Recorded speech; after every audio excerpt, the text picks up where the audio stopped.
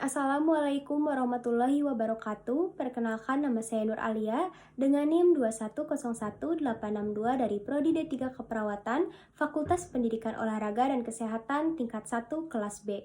Di sini saya akan menjelaskan mengenai sistem pernafasan.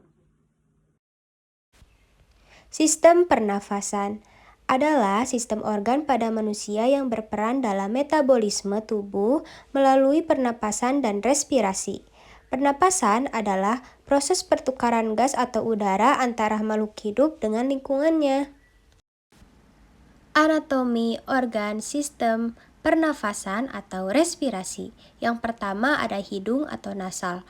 Hidung merupakan alat pernapasan terluar yang dilengkapi dengan dua lubang yang dibatasi sekat hidung, saraf-saraf penciuman, sel olfaktori, silia, dan selaput lendir.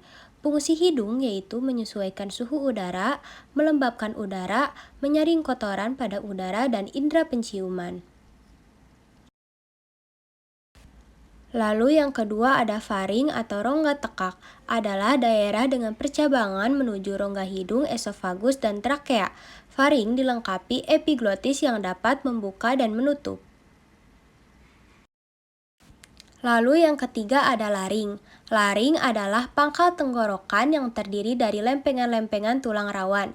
Dinding laring digerakkan otot untuk membuka dan menutup glotis yang menghubungkan faring dan trakea. Laring dilengkapi dengan pita suara yang terletak pada jakun yang menghasilkan pita suara.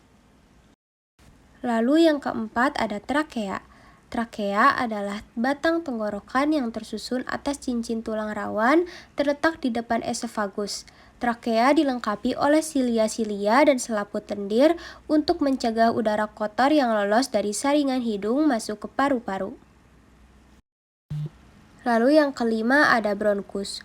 Bronkus adalah cabang trakea yang tersusun di antara bagian dada dan terdiri atas lempengan tulang rawan dan otot halus. Bronkus bercabang ke arah kiri dan kanan dan menuju paru-paru yang disebut bifurkasi. Lalu yang keenam ada bronkiolus, merupakan cabang dari bronkus, yaitu cabang batang tenggorokan yang terletak setelah tenggorokan atau trakea sebelum paru-paru.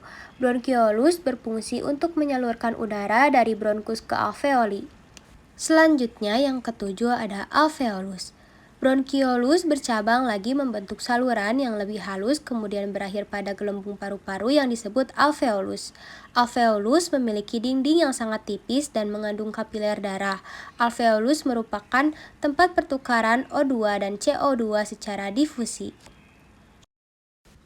Udara yang penuh dengan oksigen masuk ke hidung, menuju faring, lalu laring, trakea, bronkus, dan alveolus. Pada saat udara yang dihirup sampai alveolus, oksigen melewati dinding kapiler darah.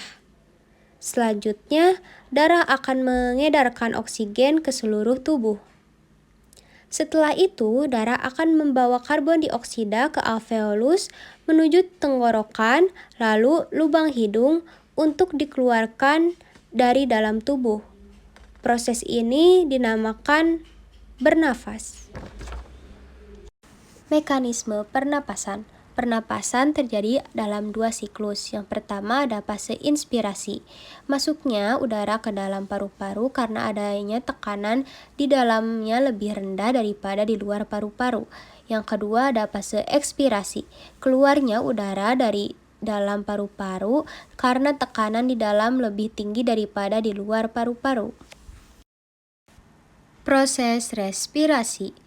Respirasi adalah proses metabolisme tubuh menggunakan glukosa dan O2 dan untuk menghasilkan energi dan zat sisa CO2. Yang pertama ada ventilasi paru. Ventilasi paru atau pernapasan yang menyangkut pergerakan udara masuk dan keluar paru-paru. Terjadi pertukaran gas antara alveolus dengan lingkungan luar dari tekanan tinggi ke tekanan yang lebih rendah. Difusi paru O2 atau CO2. Proses pertukaran gas terjadi karena perbedaan tekanan parsial O2 dan CO2 antara alveoli dan kapiler paru. Perpindahan molekul gas secara pasif dari area dengan tekanan parsial tinggi ke area dengan tekanan parsial lebih rendah sampai kedua area memiliki tekanan parsial yang sama. Lalu yang ketiga ada transportasi O2 dan CO2. Pertukaran gas, oksigen, dan karbon dioksida terjadi di alveolus berdifusi ke dalam darah. Di dalam sel darah merah membentuk oksihemoglobin. Selanjutnya oksihemoglobin beredar bersama darah menuju ke seluruh tubuh. Selanjutnya ada perfusi. Perfusi adalah proses di mana darah dioksigenasi, mengalir ke paru, dan mengalami reoksigenasi atau dapat dikatakan sebagai sirkulasi darah di dalam pembuluh kapiler paru. Rangkaian pembuluh kapiler paru sangat padat, di mana terdapat 6 miliar kapiler yang mengelilingi 3 juta alveoli paru. Sekian dari saya, mohon maaf bila ada kesalahan. Wassalamualaikum warahmatullahi wabarakatuh.